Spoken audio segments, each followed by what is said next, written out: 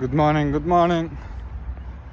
And I just want to say I went for a walk and I see a river, small river, and I want to get in.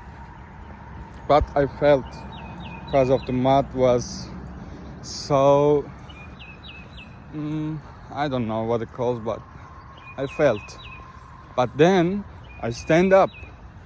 I start to run, and I haven't looked in my back, just to the front, just live at the moment.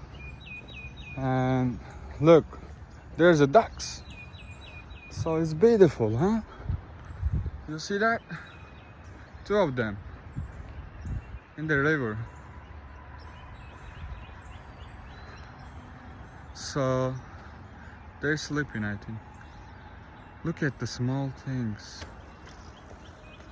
Look at the water, look at the animals, look at the nature. Do you know what I'm saying? Yeah. Think about it.